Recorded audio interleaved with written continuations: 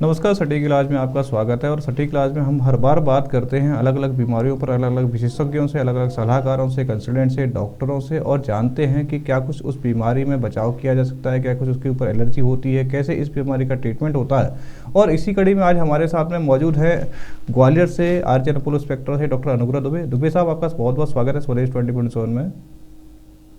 धन्यवाद।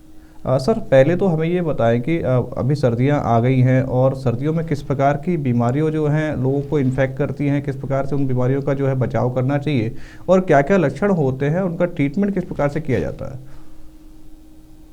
देखो, सर्दियों में दो तरह की बीमारियां ज़्यादा होती हैं। एक तो ये कि जो हमारे सांस के मरीज रहते हैं, सीओपीडी के मरीज रहते हैं, ओल्ड स्मोकर्स रहते हैं, इनको सीओपीडी के एग्जासर्बेशंस ज़्यादा होते हैं। मतलब इनको सांस के अटैक ज़्यादा आते हैं, अस्थमा के अटैक ज़्यादा आते हैं। तो ऐसे मरीजों को अपनी दवा समय से लेनी चाहिए। अगर ये पंप ले रहे हैं तो पंप तो समय से लेते रहना चाहिए। और अगर जरा भी सांस की तकलीफ बढ़ती है तो अपने डॉक्टर को जाके समय से दिखाना चाहिए। शरीर को गर्म रखना चाहिए, धूम्रपान से बचना चाहिए, धूल धुएं से बचना चाहिए। डॉक्टर साहब, मेरा अगला सवाल आपसे ये है कि जिस प्रकार से आपने बताया है कि सांस की बीमारी के पेशेंट्स को दिक्कत आ जाती है, लेकिन क्या इस प्रकार से जो सर्दी खांसी होती है, सर्दियों में जो आती है, बुखार आता है, टाइफाइड हो जाता है, कई बार सर्दियाँ लग के जो है अभी बुखार आने लगता है, कई बार लोग कहते हैं मलेरिया हो गया है, कोई निमोनिया टाइप की कोई बीमारी हो गई है, तो क्या इससे हैवी भी बुखार कोई बीमारी इस प्रकार की जो है सर्दियों में होने वाली होती है। बुखार बुखार वगैरह का सीजन तो लगभग अब खत्म हो रहा है। जी। डेंगू खत्म हो रहा है, वायरल फीवर्स अभी तक चल रहे थे, अभी तक बहुत प्रकोप देखा है हम लोगों ने। डेंगू का भी, चिकनगुनिया का भी, गला खराब होके जो कॉमन फ्लू होता है वो भी। और इन तीनों को आपस में डिस्टिंग्विश करना बड़ा डिफिकल्ट हो जाता है कई बार। और सिर्फ मरीज के सिम्टम्स एक जैसे होते हैं तो एकदम से नहीं पता चलता। तो उसमें मेरी सलाह यही है कि 2 दिन तक घरेलू इलाज करें। अगर 2 दिन में नहीं फायदा होता है तो तीसरे दिन जाके डॉक्टर की सलाह अवश्य लें। डॉक्टर साहब, मेरा अगला सवाल आपसे ये रहेगा कि क्या कुछ अलग बीमारी है, जैसे आपने सांस की तो बता दी, बुखार का भी आपने बता दिया कि बुखार तो लमसम मैं एक और ऑक्सीजन खाता बताता है। हूँ, जी ये सर। तो कम्युनिकेबल डिजीज बताया, मैं एक और जी चीज बताता हूँ। जी जैसे कि जो ब्लड प्रेशर वाले मरीज हैं, जी उनकी दवाई चल रही है बीपी की, और उस पे वो ब्लड प्रेशर ठीक से कंट्रोल भी है। जी तो होता क्या है कि अपन जब ठीक से कंट्रोल होता है तो बार बार नहीं नापते। सर्दियों में आने में पेरिफेरल वैसोकॉन्स्ट्रिक्शन होता है। तो अमूमन ऐसा देखा गया है कि जिस दवाई पे पहले आपका बीपी कंट्रोल में था वो अब नहीं रहता और बीपी शूट अप कर जाता है। इस समय बीपी की दवा बदलने या डोज बढ़ाने की भी जरूरत कई लोगों को पड़ती है। इसकी वजह से कई बार हमने ये देखा, जब तेज सर्दी पड़ेगी दिसंबर की, जनवरी की, तो आपने देखा होगा कि बहुत सारे स्ट्रोक के केसेस आने लगते हैं, लकवे के, पैरालिसिस के केसेस भी बढ़ जाते हैं। उसका एक बहुत बड़ा कारण ये बीपी का कंट्रोल नहीं होना है। तो डॉक्टर साहब, उस लकवे की जो प्रॉब्लम आने वाली होती है, जिस प्रकार से आप कह रहे हैं कि स्ट्रोक आने के चांस होते हैं सर्दियों में, और तो इसको कैसे रोका जा सकता है, क्या कुछ इसके बचाव किए जा सकते हैं, और इसको मान लीजिए इसको किसी को इसको स्ट्रोक आ ऐसे गया बचाव या किया जा पैरालिसिस सकता हो है। गया, तो उसका इलाज क्या है, क्या ट्रीटमेंट लिया जाए, क्या उसका इलाज सर्जरी है, क्या उसका इलाज दवाइयों पैरालिसिस से का हो सकता इलाज है। तुरंत तो घर पे नहीं हो सकता है। जी पैरालिसिस आपको लग रहा है, अगर आपको पैरालिसिस आ ही गया है, आपको वीकनेस आ ही गई है, एक तरफ कमजोरी आ रही है, चेहरे में तिरछापन आ रहा है, एक हाथ पैर में पावर कम हो रही है, तो आपको तुरंत जाके डॉक्टर को दिखा के सीटी स्कैन करके अपना इलाज अस्पताल में लेना है। हम बात कर रहे हैं इससे पहले की, इससे बचे कैसे। तो अपना बीपी टाइम टू टाइम नापते रहें। भले आपकी दवाई पे, आप बीपी की दवाई खाते हो, पहले से बहुत अच्छा कंट्रोल चल रहा हो, लेकिन हो डॉक्टर साहब, सकता माफ़ी है चाह कि रहा हूँ, मैं आपको आपको बीच में बीपी टोक रहा हूँ। की एक जरूरत पड़े नॉर्मल आपको। जो पेशेंट होता है, एक एवरेज पेशेंट होता है, उसका बीपी कितना अधिकतम होना चाहिए और कितना न्यूनतम होना चाहिए, कि जैसे आप कह रहे हैं कि टाइम टू टाइम नापते रहें, तो कितना चेकअप करवाते नापते रहना रहें। चाहिए उनको। देखो, आइडियली तो जो अब गाइडलाइन है वो तो कहती है कि नॉर्मल यंग हेल्दी मेल का बीपी लेस देन 120/80 होना चाहिए। जी लेकिन मैं एक आम अमूमन बात बताता हूँ कि अगर आपका 140/80 से ऊपर जा रहा है बीपी, आपका बीपी कंट्रोल नहीं है, दवाई के साथ में अगर आप 150 160 जा रहा है, तो आपको निश्चित रूप से बीपी की दवाई एडजस्ट कराने की जरूरत है। क्या डॉक्टर साहब, रेगुलर मेडिसिन लेने की ज़रूरत है, या केवल ये जो बीपी की दवाई है ये सर्दियों में लेना चाहिए, नहीं, या ऐसा कोई पर्टिकुलर मैं रीजन है बता कि तो रहा हूँ सर्दियाँ। आपको। जैसे पहले से आपको बीपी की दवाई चल रही है जी और एक गोली मान लो आप खाते हैं, रेगुलर बेसिस पे खाते हैं, उसका बीपी आपका कंट्रोल भी रहता है। जी पर सर्दियों के दौरान वो दवाई की रिक्वायरमेंट बढ़ जाती है। कभी कभी अगर आपका बीपी कंट्रोल नहीं आता है तो दवाई बढ़ानी पड़ती है सर्दियों में। तो ये अपने को पता नहीं होता, अपन सोचते रहते हैं कि हम जो ले रहे हैं वो पर्याप्त है। जी तो दवाई खाना उद्देश्य नहीं है, दवाई खाकर बीपी का कंट्रोल में टारगेट अचीव करना उद्देश्य है, कि हमारा टारगेट अचीव हो रहा है कि नहीं, हमारा बीपी कंट्रोल में आ रहा है कि नहीं। अच्छा डॉक्टर साहब, हमें ये बताएं कि बच्चों को लेके क्या कुछ परेशानियां जो हैं आती है, क्योंकि ठंड में तो बच्चों को निमोनिया बहुत जल्दी हो जाता है, और बुजुर्गों की बात करें तो बुजुर्गों को भी निमोनिया बहुत जल्दी जो है ठंड में पकड़ता है, और वो जो निमोनिया होता बिल्कुल। है लगभग मार्च अप्रैल तक ठीक होने का चांस नहीं देता। तो क्या कुछ उस बीमारी के ऊपर चर्चा कर सकते हैं अपन? बीमारी में आप ठंड से तो जैसे छोटे बच्चों को तो बचाना ही चाहिए, जी प्रॉपर अपने को ढक के रखें, वार्म रखें। ये सब चीज़ें तो है ही, तो सबको पता है, इसमें तो डॉक्टरी सलाह की अलग से विशेष बात नहीं है। लेकिन जैसा मैंने बताया कि सीओपीडी के जो पेशेंट हैं, सांस जी के जो दमे के मरीज हैं या स्मोकर्स जो हैं, उनको एक्सरसर्वेशन हो जाता है, उसमें सेकेंडरी इन्फेक्शन भी कई बार आ जाता है, जी एंटीबायोटिक लेने की भी जरूरत साथ में कभी कभी पड़ती है। एक और चीज पे मैं आपका ध्यान आकर्षित करना बिल्कुल। चाहूंगा। कई बार आज सर्दियों में जैसे अपन गीजर का इस्तेमाल शुरू कर देते हैं, जी तो कई लोग हैं जो गैस गीजर्स यूज करते हैं। तो हमने कुछ केस ऐसे भी देखे हैं पिछले साल, जो गैस गीजर यूज कर रहे हैं बाथरूम में, और उन्होंने उसमें कोई वेंटिलेशन नहीं है, एग्जॉस्ट नहीं है बाथरूम में, टोटल बाथरूम बंद है और काफी देर से उनका गीजर ऑन है। तो कभी कभी हमने एक दो केसेस देखे जिसमें कार्बन मोनोऑक्साइड पॉइजनिंग भी पाई गई। तो कभी भी अगर आप गैस गीजर का इस्तेमाल कर रहे हैं तो थोड़ी बहुत देर को दरवाजा खोल दीजिए उसका, नहाने जाने से पहले, या मतलब उसमें एग्जॉस्ट वेंटिलेशन है तो जरूरी है, उसको और चालू कर गैस गीजर की जो हवा है वो बाहर निकलना जरूरी है, नहीं तो सेहत को बिल्कुल नुकसान हो जरूरी सकता है। है।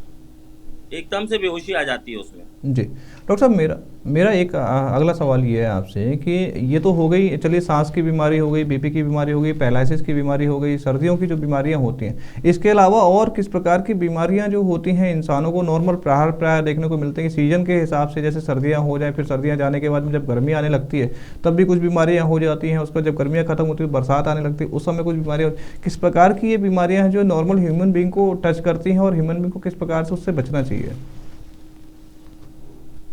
बीमारियों को मोटे तौर पे बांटा गया है जी कम्युनिकेबल डिजीजेस और नॉन कम्युनिकेबल डिजीज। जी कम्युनिकेबल डिजीजेस वो होती हैं जो फैलने वाली बीमारी होती हैं, जैसे कोविड आया तो वो कम्युनिकेबल डिजीज थी, खांस दिया, सांस के माध्यम से फैल गया।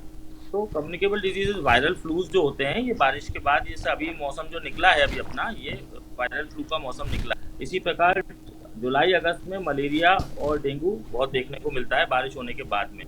गर्मियों में भी अगर जिनके घरों में साफ पानी इकट्ठा रहता है, कूलर वगैरह में इकट्ठा रहता है, गमलों में इकट्ठा देखने को मिलता है। तो ये कुछ सीजनल ट्रेंड्स हैं।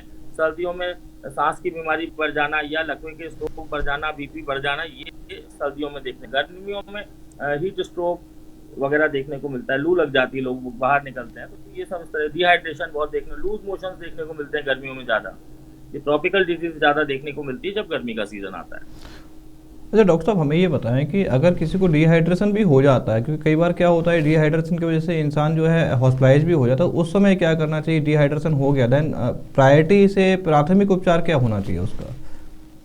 डिहाइड्रेशन का तो बहुत सरल उपचार है। अगर जी आपका मरीज होश में है और वो खा पी सकते हैं, तो सबसे आसान उपाय तो WHO फार्मूला वाला जो ORS आता है, इलेक्ट्रॉल आता है, मार्केट में कई नामों से मिलता है, वो आप ले आएं और उसको पोर्टेबल वाटर में, शुद्ध पेयजल में, जो आपके पास चाहे आरओ का वाटर हो चाहे बिस्लेरी का पानी हो, साफ पानी में उसको 1 लीटर में 1 पाउच जो आता है वो घोल के उसको बनाएं, और जितना ज़्यादा से ज़्यादा मात्रा में वो पी सकते हैं थोड़ी थोड़ी देर में उसको देते रहें। एक बार जब वो खत्म हो जाए तो दूसरी बोतल में पानी भरें और दूसरी बोतल में 1 पाउच मिला लें, ऐसे करके देते रहें।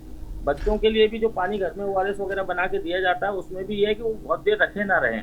4-6 घंटे अगर हो गए हैं उसको, तो उसको चेंज कर दें, नया पानी बनाएं फिर, अगर वो कंज्यूम नहीं हुआ है तो।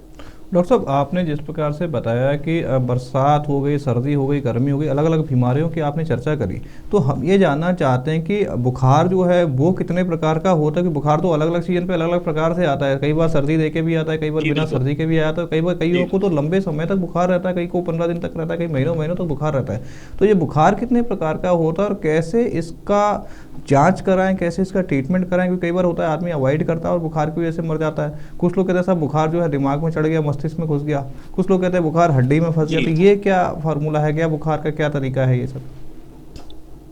बुखार के बहुत सारे कारण होते हैं, इसमें भी कुछ इन्फेक्टिव रीजंस हैं, जी कुछ ऑटो इम्यून कारण हैं, मतलब कुछ इन्फेक्शन की वजह से बुखार आता है ज़्यादातर बीमारियों में। कुछ ऐसे भी कारण है बुखार के जो इन्फेक्शन में नहीं आता, कुछ और बीमारियों में भी बुखार आता है।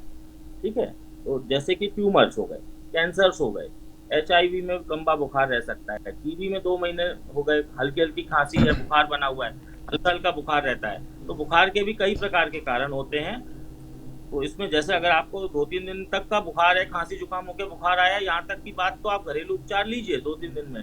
लेकिन अगर 2-3 दिन में अगर आपको घर से फायदा नहीं पड़ रहा है तो मेरी सलाह यही है कि डॉक्टर साहब, घरेलू उपचार की बात कोई करो, क्या वो घरेलू दिमाग उपचार हो सकते हैं जिनको लेकर आदमी बुखार से सडनली राहत पा सकता है? घरेलू में यही है कि आप गरारे करें, है ना, अदरक का, और ये सब जो पीते हैं चाय वगैरह, अदरक की चाय वगैरह पिए, गले को साफ रखें, समय से मंजन करें।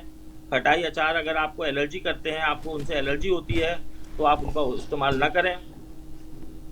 स्मोकिंग वाले स्मोकिंग ना करें। कई लोग ठंड में कमरा बंद करके स्मोकिंग करते हैं, उससे जो घर के दूसरे लोग हैं जो स्मोकिंग नहीं भी करते, उनको भी मजबूरन धुएं में सांस लेनी पड़ती है, उनको सांस की बीमारी बनती है। ये सब नहीं है।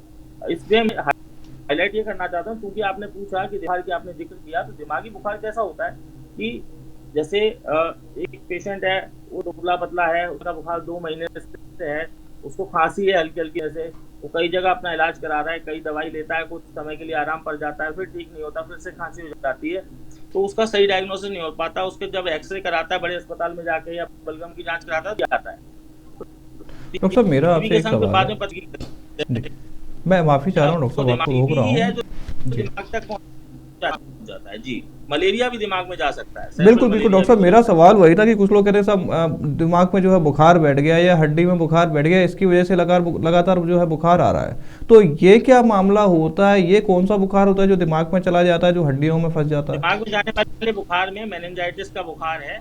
जी मेनिंजाइटिस टीबी की हो सकती है, बैक्टीरियल मेनिंजाइटिस हो सकती है, एनकेफेलाइटिस हो सकता है, वायरल वायरल एनकेफेलाइटिस होती है, दिमाग के अंदर विषाणु चला जाता है। और बाकी कॉमन में अपन ने बताया, जैसे कि कोई भी तेज बुखार हो, तो वो बहुत ज़्यादा तेज बुखार होगा तो 103 104 के ऊपर जाएगा, तो दिमाग पर असर कर सकता है, उसको फेब्राइल एंसेफेलोपैथी कहते हैं, दिमाग पे असर कर जाता है।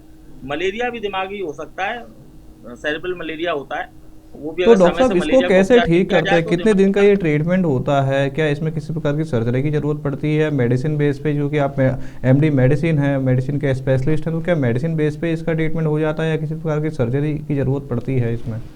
और कितने दिन का ये ट्रीटमेंट होता है? ज्यादातर ज्यादातर बुखारों का इलाज कंजर्वेटिव ही रहता है, दवाइयों के माध्यम से ही रहता है। सर्जरी की बुखारों में कोई वैसे जरूरत नहीं होती, जी अनटिल अनलेस कोई कॉम्प्लिकेशन ना हो। जैसे कि मैंने बताया कि टीबी थी फेफड़े में, मालूम नहीं पड़ी, टीबी फैल के दिमाग में आ गई, दिमाग में हो गया ट्यूबरकुलर मेनिंजाइटिस, टीबी का दिमाग में इन्फेक्शन हो गया, उसके बाद उसका कॉम्प्लिकेशन हो गया और दिमाग के अंदर जो कमरे होते हैं उनमें सूजन आ गई, दिमाग के जो सीएसएफ निकलने का रास्ता होता है वो ब्लॉक हो गया, और फिर उसका हाइड्रोसिफेलस नाम की स्थिति बन जाती है, जिसमें दिमाग के पानी के रिसाव में रुकावट आ जाती है, दिमाग के अंदर एक ऑब्स्ट्रक्शन हो जाता है पानी के रास्ते में, दिमाग के जी पानी के रास्ते में। उस समय एक सर्जरी होती है, वो करनी पड़ती है, वीपी शंटिंग कभी कभी करनी पड़ती है हाइड्रोसिफेलस हो जाने पर। सर, ये बट ये जो बहुत सर्जरी। रेयर है, ये जी कॉम्प्लिकेशन में होती है, ऐसे नॉर्मली बुखारों में कोई ऑपरेशन की जरूरत नहीं पड़ती है, सर, कॉम्प्लिकेशन कुछ होता है। जी बिल्कुल, सर्जरी की बात करें तो ये जो सर्जरी होती है सर, कितने घंटे का टाइम पीरियड इस सर्जरी में लगता है? और जो पेशेंट है, पेशेंट कितने दिनों में उससे जो है रिलीफ पा सकता है और उसके बाद अपने घर जा सकता है? कितने दिन लगते हैं सर्जरी मतलब बहुत पेशेंट को बड़ी है, रिकवर होने में? वीपी शंटिंग सर्जरी बहुत बड़ी शंटिंग सर्जरी नहीं है, ये न्यूरो सर्जन करते हैं। जी और है ना, ये कोई बहुत बड़ी सर्जरी नहीं है, लेकिन अपने अपने यहाँ ग्वालियर में आरजेन अपोलो स्पेक्ट्रा हॉस्पिटल में हमने ऐसे केसेस देखे हैं।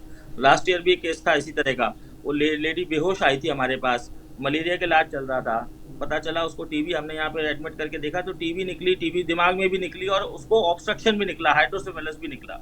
फिर हमारे यहीं पे वो ऑपरेट भी हुई and she is doing good, अभी वो बिल्कुल होश में है, बढ़िया से चलती हैं फिरती हैं, पूरी तरह से नॉर्मल हो चुकी हैं। उनको 3-4 महीने का बुखार था उस समय।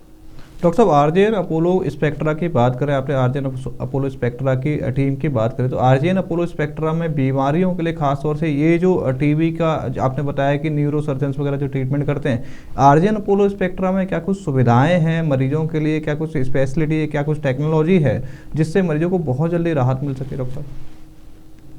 एक तो सर यहाँ पे पूरा टीम है इस अस्पताल में। हमारे यहाँ सभी फील्ड के जो डॉक्टर्स हैं वो इन हाउस है, मतलब ऐसा नहीं होता कि आपको डॉक्टर बुलाना पड़ेगा। We are always there to attend you, पूरा दिन भर हम लोग यहाँ पे सब रहते हैं। न्यूरोलॉजी में भी सर हैं, न्यूरो सर्जन भी हमारे यहाँ हैं, टीबी के पल्मोलॉजिस्ट भी हैं हमारे यहाँ। मैं मेडिसिन में हूँ as a physician, medicine specialist, और ENT, obs gynae, paediatrics, neonatology, everything is there. CT scan वगैरह की सुविधाएं हमारे यहाँ हैं, ऑपरेशन थिएटर भी हमारे यहाँ है, सब कुछ हमारे। क्रिटिकल 24/7 क्रिटिकल केयर टीम की बात करें तो क्रिटिकल केयर टीम भी सर आरजी अनुकूल सेक्टर हॉस्पिटल में जो उपलब्ध है। क्रिटिकल केयर के लिए तो मैं तो ये कहना चाहूँगा कि मुझे लगता है कि हम लोग क्रिटिकल केयर जो टीम है हमारे अस्पताल की बैकबोन है, और ये बहुत अच्छा हमको हमारे पूरे ये जो रीजन है, चंबल संभाग है, इसमें ही बहुत अच्छा सुविधाएं दे रहे हैं, और हमारे बहुत आईसीयू केयर हमारे यहाँ की बहुत अच्छी है, thanks to our critical care. बहुत बहुत धन्यवाद डॉक्टर अनुग्रह दुबे आपका तमाम जानकारी साझा करने के लिए। तो आपने देखा कि डॉक्टर अनुग्रह दुबे ने किस प्रकार से हर प्रकार की बीमारी पर एक सटीक चर्चा करी, सटीक इलाज बताया और हर प्रकार के ट्रीटमेंट पर विशेष रूप से ये बताया कि हर बीमारी का इलाज जो है केवल जो है उसका इलाज ऑपरेशन नहीं है, सर्जरी नहीं है, दवाइयों से भी ये ठीक किया जा सकता है, बशर्ते आपको प्रिस्क्रिप्शंस को फॉलो करना पड़ेगा, अपने आप को सुरक्षित रखना पड़ेगा। फिलहाल सटीक इलाज में इतना ही। देश दुनिया की तमाम खबरें देखने के लिए आप देखते रहिए स्वदेश 24/7। नमस्कार।